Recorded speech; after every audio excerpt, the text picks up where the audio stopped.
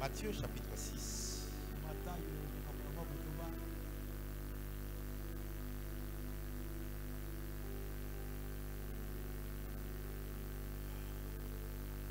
Oh, Dieu est ici.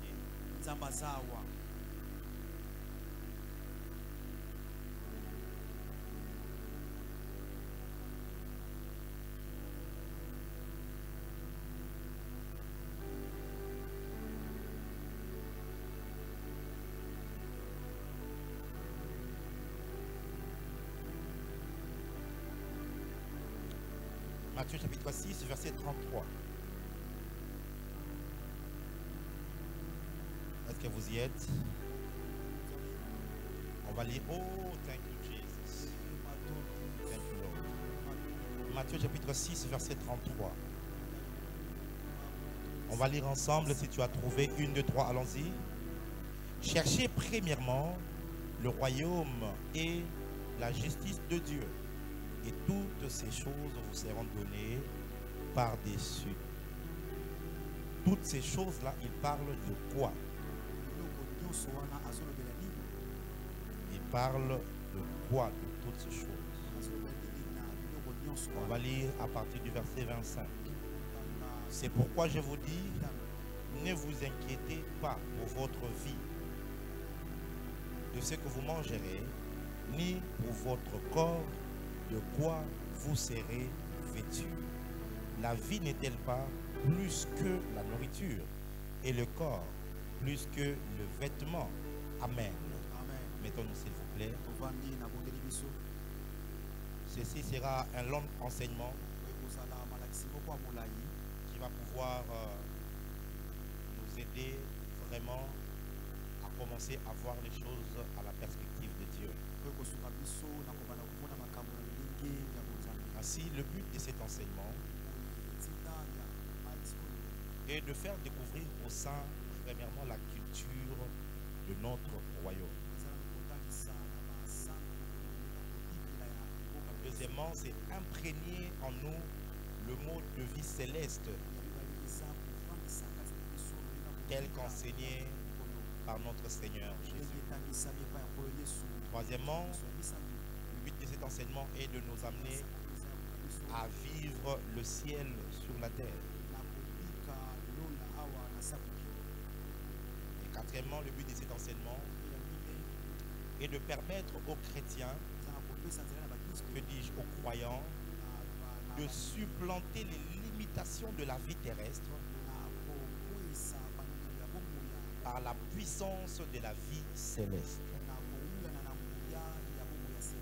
Alléluia. Vous savez, lorsqu'un président aux États-Unis est élu, le jour de son investiture, il y a certaines lois qu'il promulgue ou qu'il signe en premier. Si vous avez suivi l'investiture de Joe Biden ou même de Donald Trump, juste après son investiture, et qu'il ait raccompagné le président, Donald Trump avait raccompagné Obama.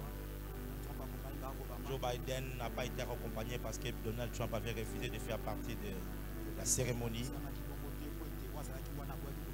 Mais juste après ça, ils entrent dans une pièce où ils s'assiedent sur une table et puis ils commencent à signer. Et les signatures qu'il fait marquent au fait le début de son administration. On appelle cela l'administration Obama, l'administration Trump, ainsi de suite. Parce qu'au fait, un président, il gouverne le pays au travers de lois qui sont promulguées. Alors, avant de toucher les lois, il y a au moins 3 concepts que nous devons très bien maîtriser et comprendre. Le premier concept, c'est le concept Seigneur. Le deuxième concept, c'est le concept royaume. Et le troisième concept, c'est le concept loi. Seigneur, royaume et loi.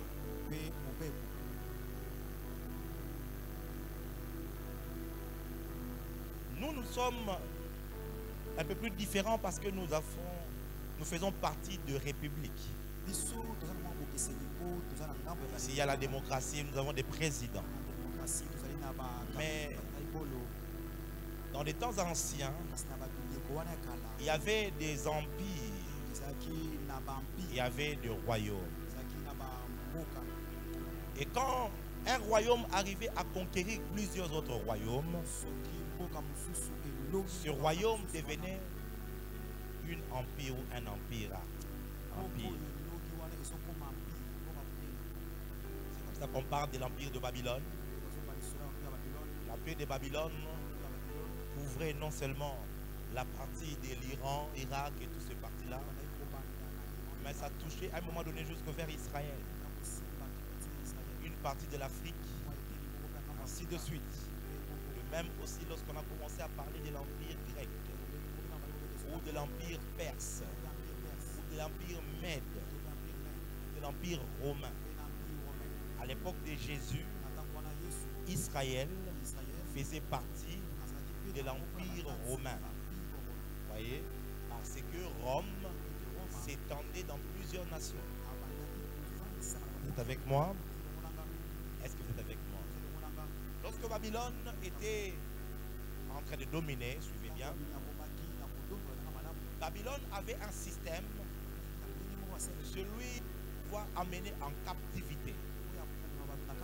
Il venait, il détruisait votre ville, votre pays, on tuait tous les princes ou même le roi, et on prenait tous les hommes, les femmes, et on les amenait en captivité en Babylonie. C'est ce qui s'est passé à l'époque. C'est là qu'on a des histoires de Daniel à Babylone. Gloire à l'Éternel. Daniel à Babylone. Hein?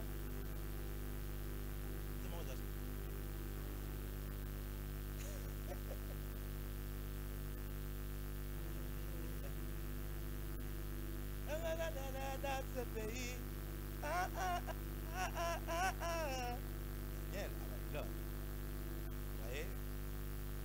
Et après on a des histoires comme de Esther avec Mardoché qui s'est passé dans l'empire Mède et Perse. Parce qu'ils étaient en esclavage. On les avait pris pour les emmener en captivité. Vous voyez? Maintenant, plus tard, l'empire grec a pris le contrôle du monde. Avec un grand roi qui s'appelait Alexandre le Grand. C'était un jeune homme, on dit qu'il était dans la trentaine. Mais il a réfléchi en disant, ça nous coûte très cher de pouvoir prendre les gens chez eux et les emmener en captivité chez nous. Les gens vont mourir, hein, et ça va qu'il faut les faire nourrir encore, et puis ça nous retarde par rapport à nos plans. Alors qu'est-ce qu'il faut faire? On va développer un système de commando. On va commencer à aller dans leur pays et on va les assujettir mais chez eux là-bas. Vous voyez un peu? On va les assujettir chez eux. Ainsi donc les Romains ont fait en sorte que quand ils arrivent dans votre pays, plutôt les Grecs, ils vont vous taper. Ils vont vous imposer leur langue, leur culture, leur manière de parler, leur manière de s'habiller. Au point que tu es en Israël, mais quand on te regarde, tu parles grec, tu t'habilles comme grec, tu penses grec et tu fonctionnes comme un grec. C'est ce qu'on appelle la colonisation. Ainsi donc, après l'Empire grec, c'est les Romains qui ont pris l'ascendance. Alors Rome a quand même épousé cette même pensée.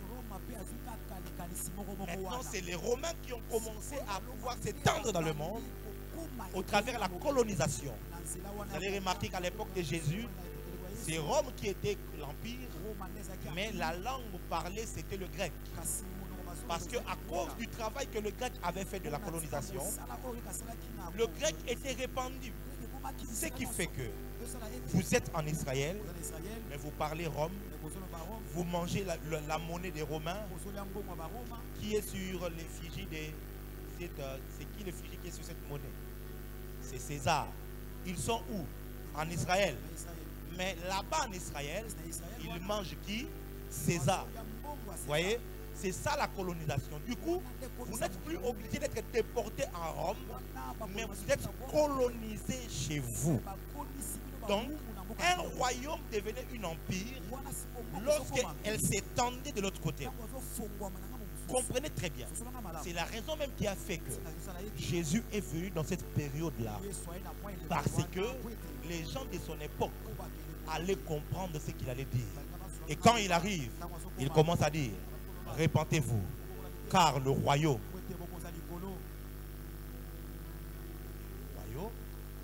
un royaume arrive, un royaume est là.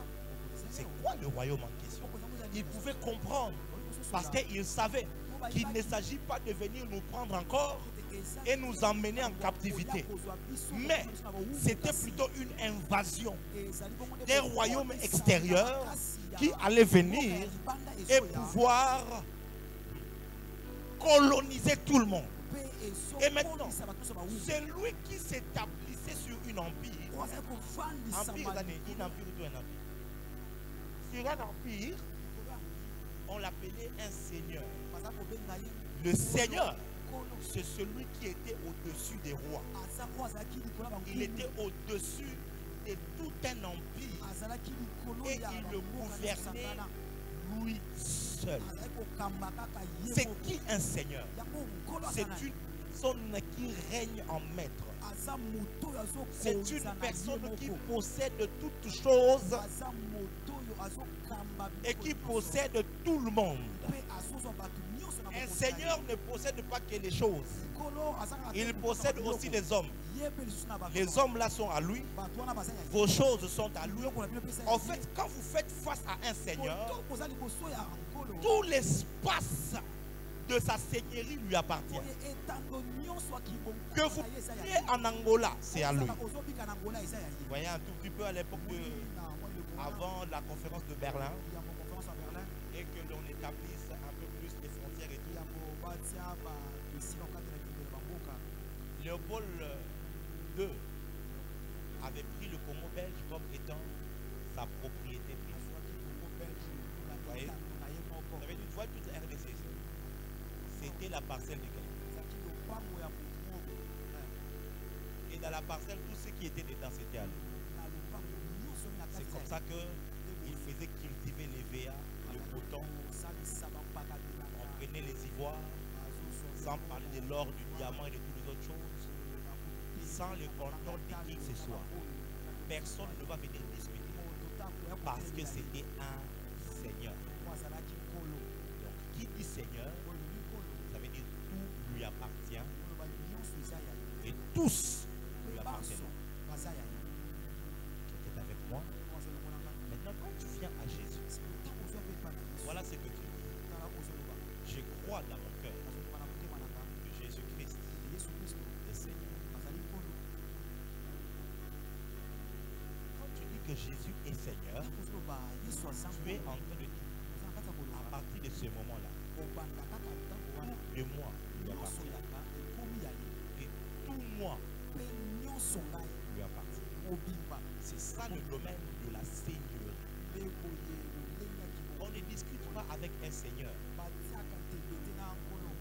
Dans la seigneurie, il n'y a pas de démocratie. Ou non, non, non, Seigneur, tu as dit, mais moi je crois que... Non, non, non. Ce que le Seigneur dit, c'est oui et amen. Alléluia. Quelqu'un a compris? J'essaye de faire un peu simple pour ne pas vous amener à les terrains des gens de PDS. Alléluia. Quelqu'un comprend ça, non? Donc, dis avec moi, si Jésus est mon Seigneur, ça veut dire que je lui appartiens et tout de moi lui appartient. Qui a compris? Donc, qui a compris? Souvent, les gens ne comprennent pas ça. Seigneur, je te reçois comme Seigneur et Sauveur. Et beaucoup de personnes se comportent beaucoup plus avec la dimension du Sauveur. Il pêche, il demande pardon, il fait sa vie, il se comporte n'importe comment. Mais Jésus n'est pas leur Seigneur. Regardez maintenant, quand vous lisez le Seigneur Jésus, vous allez être étonné. Il dit, ce n'est pas tout celui qui dit Seigneur, Seigneur, qui entrera dans le royaume des cieux. Voyez? Et les hommes me diront, mais Seigneur, n'avons-nous pas fait des miracles en ton nom? N'avons-nous pas? Il dira, je ne vous ai jamais connu. Ça veut dire, là c'est la dimension, non pas du Sauveur, mais la dimension du Seigneur. Donc, il est possible d'avoir reçu le Sauveur et d'avoir renié le Seigneur. Aujourd'hui, sous la grâce, il est ton Sauveur. Mais si tu refuses sa Seigneurie en ce jour de sa gloire, et bien sa Seigneurie va te sanctionner. Et beaucoup de chrétiens ont refusé la Seigneurie de Jésus-Christ. Si Dieu permet, on enseignera sur ça. Le deuxième concept, c'est le concept royaume. Le mot royaume en grec, c'est le mot basileia. Basileia veut dire le domaine du roi. L'espace où le roi exerce son influence. C'est ça un royaume. Vous voyez, le Congo belge à l'époque était une extension du royaume belge. Vous allez vous rendre compte qu'aujourd'hui, on dit être indépendant. On dit que la Belgique est partie. Mais regardez-moi, je vous prêche en français. Vous voyez? Je suis habillé comme eux. Tu es habillé comme eux. Si je viens ici, je m'habille en raffia. Qu'est-ce que tu vas dire? Le prophète Jimmy est un féticheur. On dit qu'il ne gagne pas la bango. Et comme je m'en ai dit, n'a pas ça.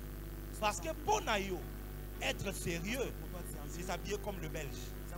Pourquoi? Parce que tu as été colonisé.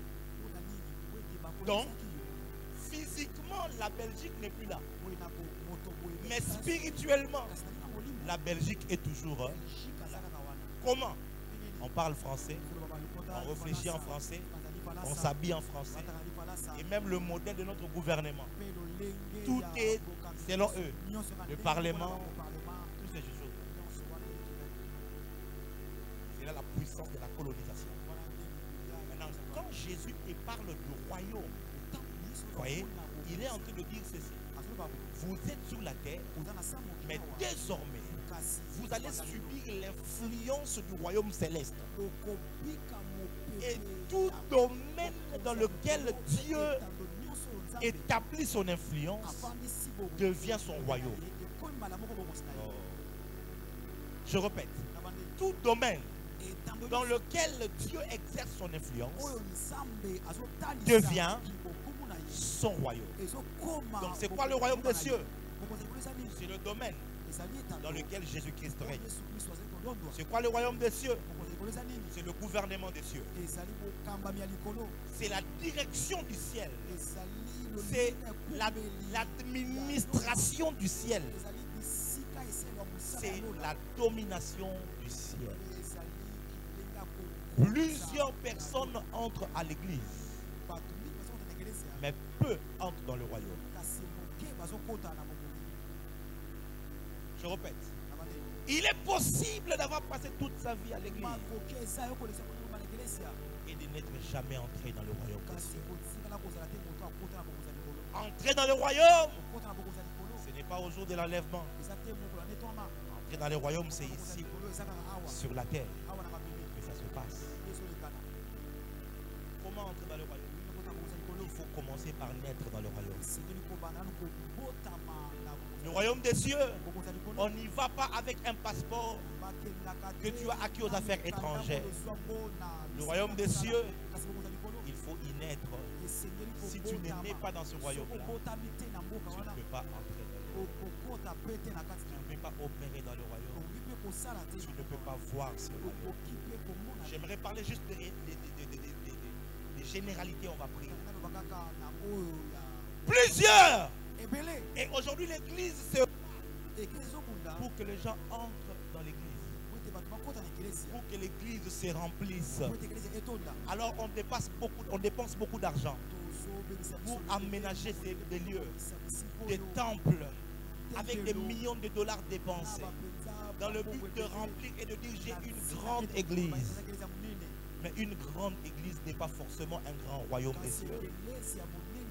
Être pasteur d'une grande église n'est pas forcément être membre du royaume des cieux.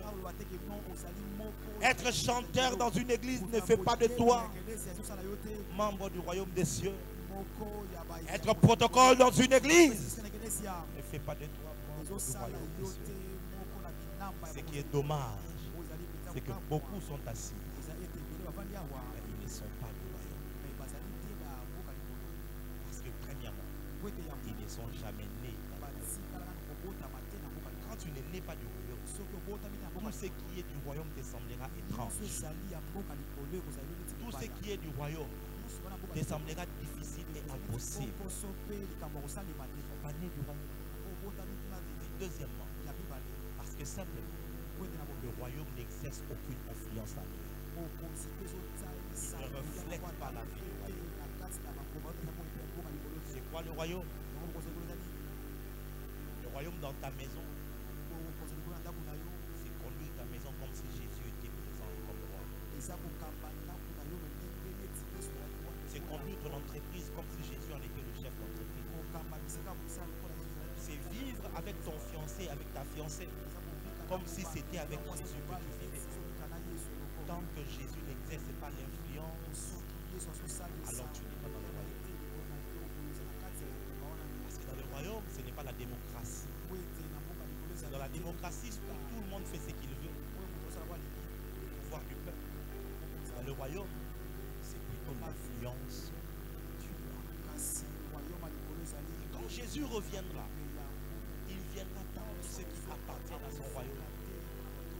Si tu n'es pas de son royaume, il ne partira pas avec toi. Voyez-vous, les frères et sœurs, dimanche prochain, je vais faire en sorte de ne pas profiter.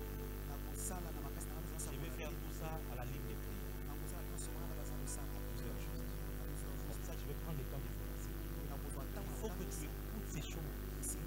Parce que nous risquerons de rater le ciel. Parce qu'ils viennent dans une église, ils chantent, il devient serviteur, il fait des choses à l'église. Alors il s'est dit donc, je suis chrétien. Comme si Jésus avait laissé des chrétiens. Jésus ne nous a pas envoyé bâtir des églises. Jésus nous a envoyé prêcher son royaume. Jésus nous a envoyé faire des disciples, les gens de son royaume. Si Jésus revient maintenant, est-ce que tu iras au ciel? Est-ce qu'il y aura la transformation de ton corps? Si ça se passe mal, pourquoi ils ne sont pas nés? La manière dont tu vis, ça montre que tu n'es pas né de nouveau. Et pour naître dans le royaume, il faut entendre un message qu'on appelle la bonne nouvelle. L'évangile. L'évangile, ce n'est pas te dire tu seras béni. Ce n'est pas te dire tu vas te marier cette année. Mais tu te dis c'est ça l'évangile. C'est pas ça l'évangile. L'évangile qui sauve, c'est lorsque tu entends le message de la croix et que tu sais que Jésus-Christ est le Fils de Dieu, qu'il est venu sur la terre et qu'il est mort à cause de mes péchés et qu'il a été enseveli. Le troisième jour, le Père, sa toute puissance, l'a ramené à la vie et il est à la droite du Père. Et tu crois que c'est lui-là le Jésus qui est le Sauveur. Si tu décides de croire en lui, au même instant, tu es né dans le royaume. Il y a quelqu'un ce matin qui va naître dans le royaume. Il n'y a pas de cérémonie à faire. Il n'y a pas de l'argent à payer. Il faut juste que tu crois. Il y a eu Bouddha, il y a eu Mahomet, il y a eu Krishna. Il y a eu tout le autres personnes, Horus, Isis, Némésis et toutes les autres entités là qui se sont manifestées sur la terre. Mais le seul qui est le chemin, la vérité et la vie, il s'appelle Jésus-Christ. Il faut que tu croies que le Fils unique du Père, celui qui est sorti de Dieu, car il est écrit, Dieu a tant aimé le monde qu'il a donné son Fils unique, afin que quiconque croit, non pas au mariage, non pas à l'élévation, non pas au voyage. Pourquoi ta nouvelle naissance a raté? Parce que tu es venu à Jésus pour avoir l'argent. Tu es venu à Jésus pour que vienne le Conga. Tu es venu à Jésus pour avoir le voyage. Tu es venu à Jésus pour avoir la guérison. Tu es venu à Jésus pour autre raison. C'est pas ça qui sauve. Ce qui sauve, c'est reconnaître que je suis séparé de Dieu par ma nature pécheresse. Non pas à cause de ce que je fais, mais à cause de ce que je suis. J'ai une nature pécheresse. Et si je meurs comme ça, j'irai en enfer. D'abord dans les séjours des morts, dans un lieu de tourment, et ensuite pour attendre le jugement dernier. Le seul moyen pour moi d'y échapper, de recevoir le don du ciel, le don du Père, c'est Jésus-Christ. C'est l'accepter comme étant l'unique solution.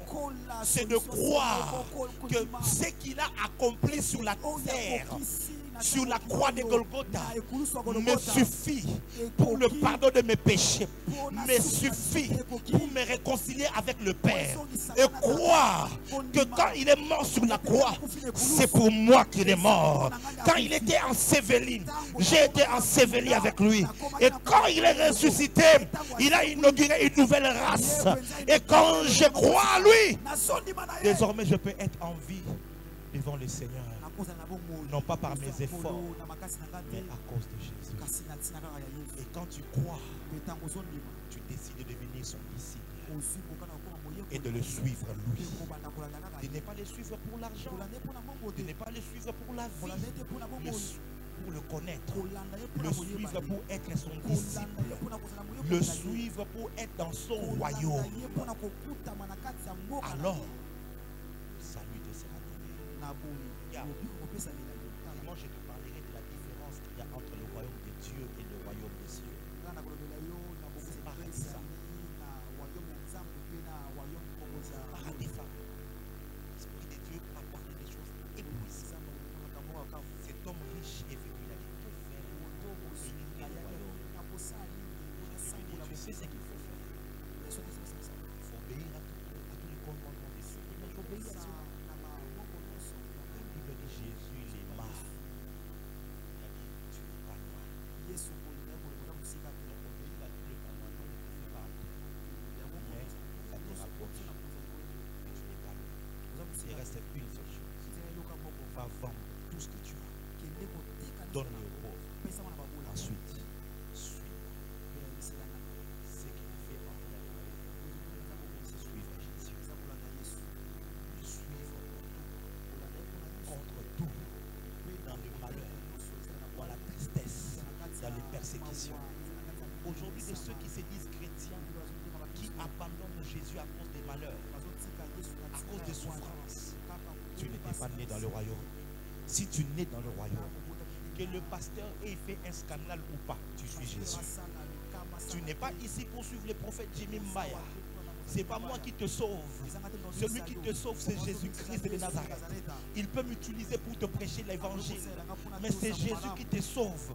Donc si ta température à l'église dépend de ce que moi j'ai fait pour toi, tu n'es pas né de nouveau. Et ce matin, j'aimerais finir mon message en disant à quelqu'un, aujourd'hui, tu dois naître de nouveau.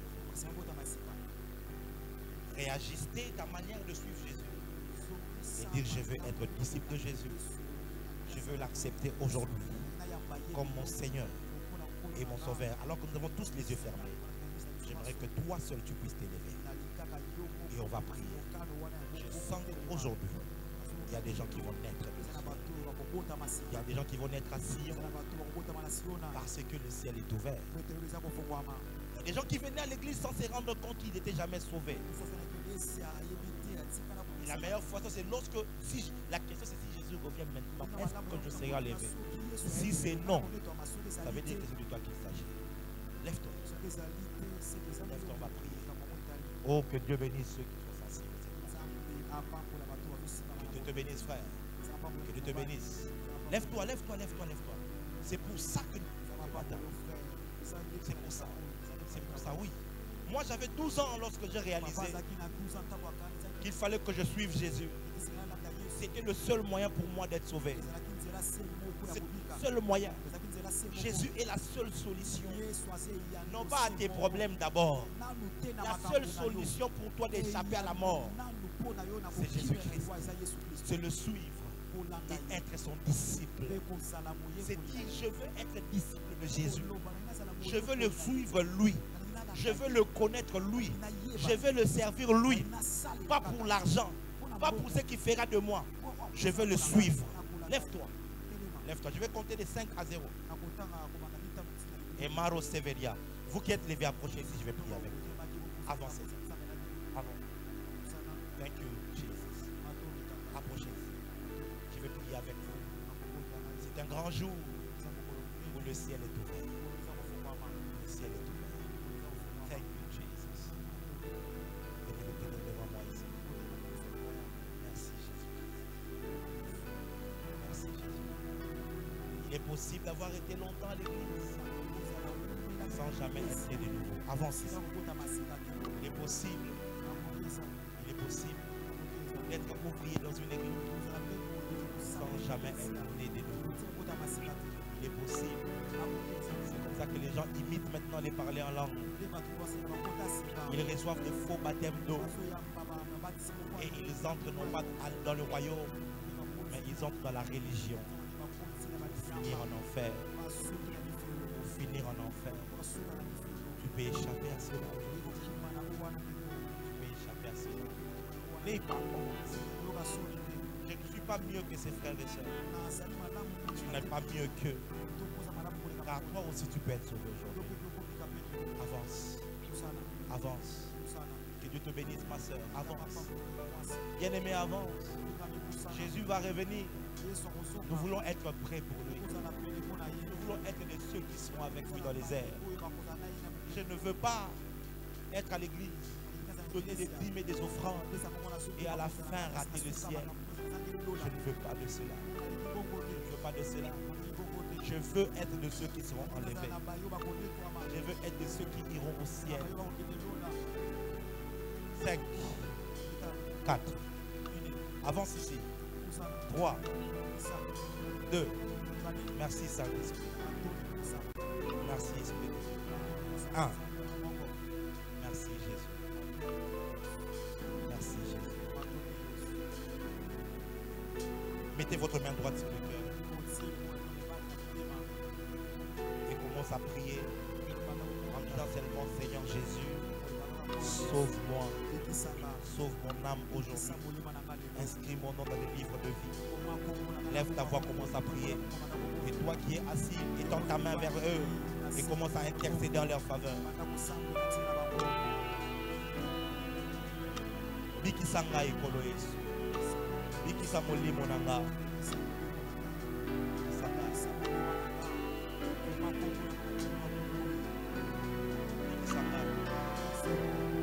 Je viens à toi tel que je suis.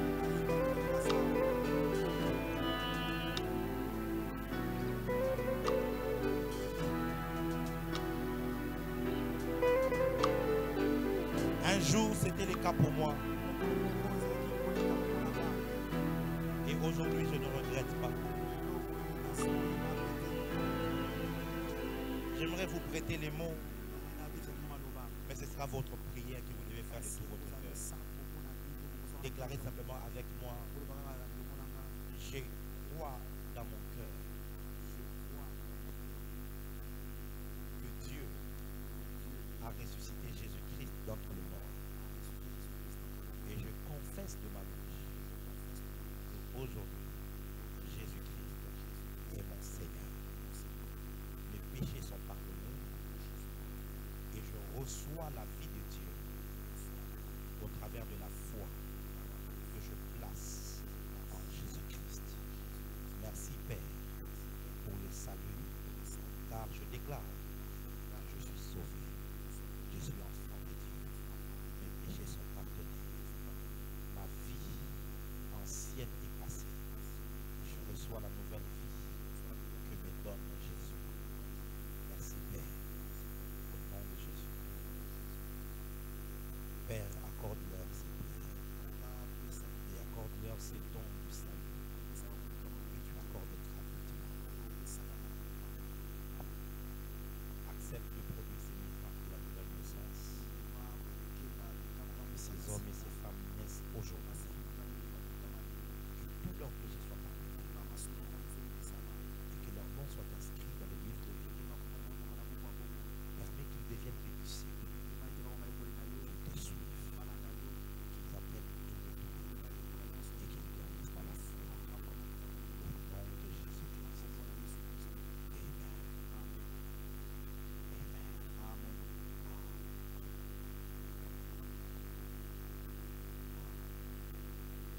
Regardez-moi. Vous allez me suivre.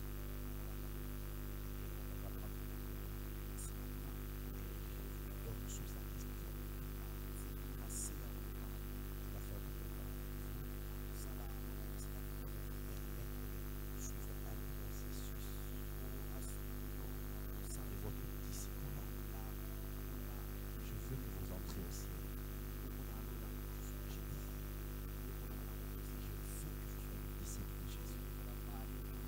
Et lui sera votre référent qui va vous aider dans ce parcours.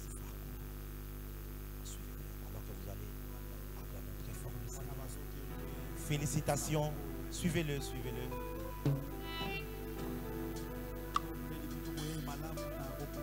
Tu es en train d'acclamer comme si...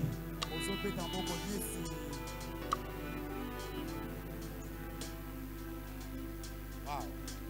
Donc aujourd'hui, je viens de faire la généralité introductive de l'introduction. Il y a tellement à dire et on va aller étape par étape. Quelqu'un a compris les deux concepts quand même un peu, ça va? Ça va? On va, ne t'inquiète pas, je vais aller pas à pas. Et tu seras béni par ces concepts. Amen. Alléluia. Très rapidement, j'aimerais que nous puissions prendre